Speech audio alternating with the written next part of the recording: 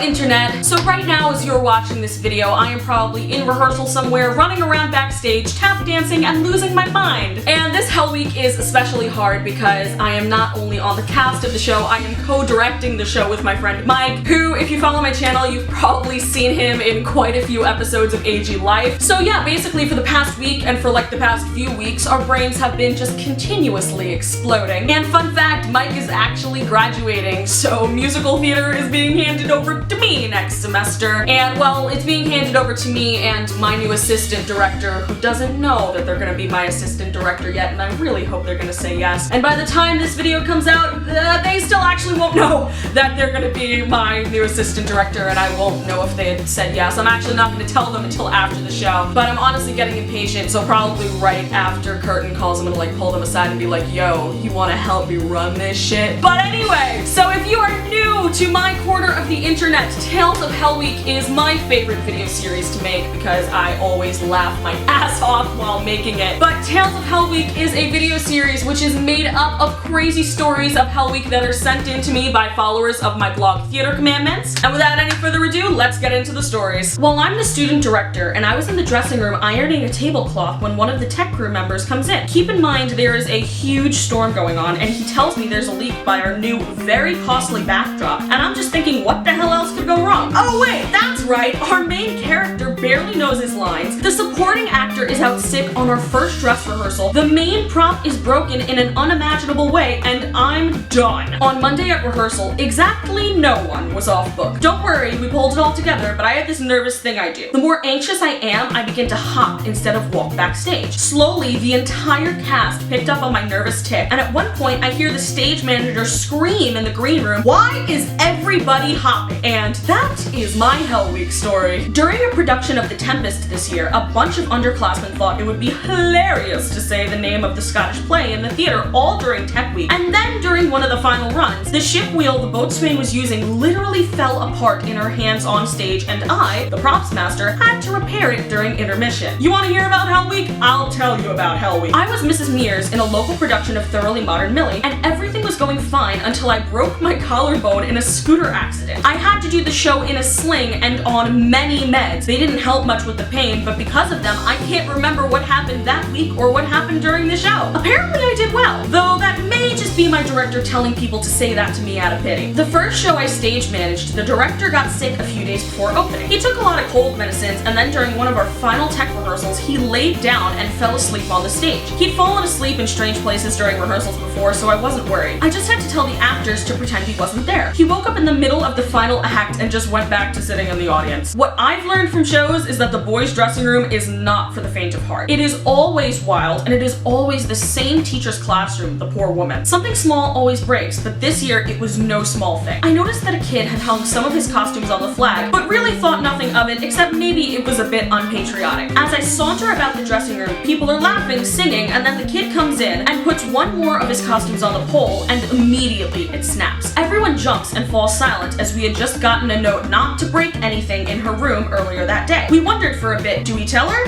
Hell no. Do we leave it?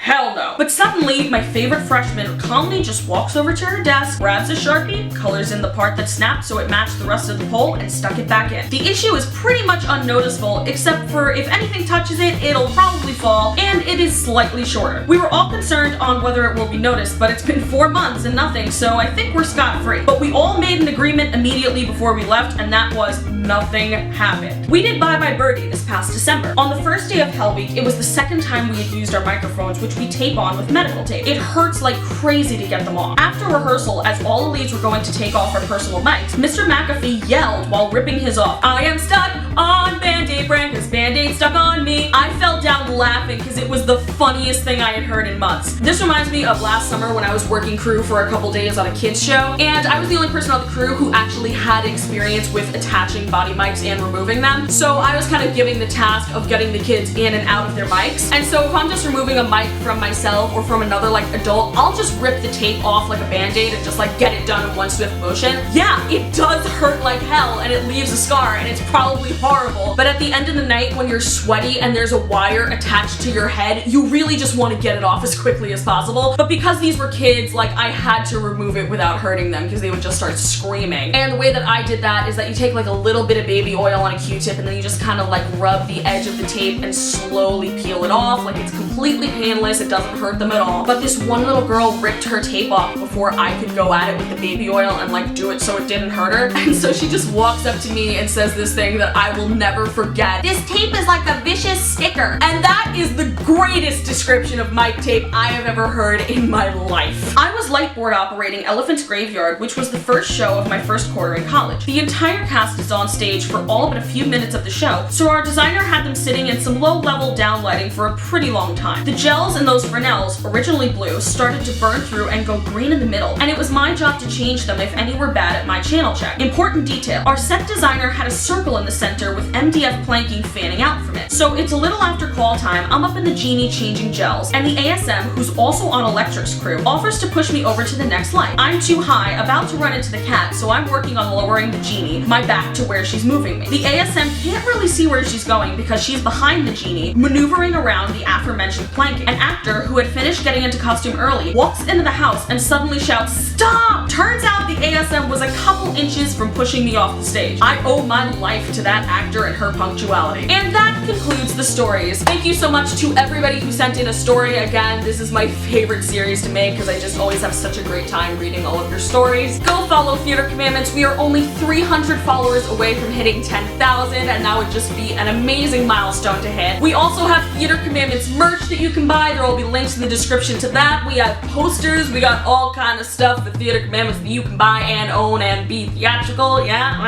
I'm really sleep deprived and really tired, so do not judge my awkward ramblings. Comment, like, and subscribe, and I'll see y'all next Friday.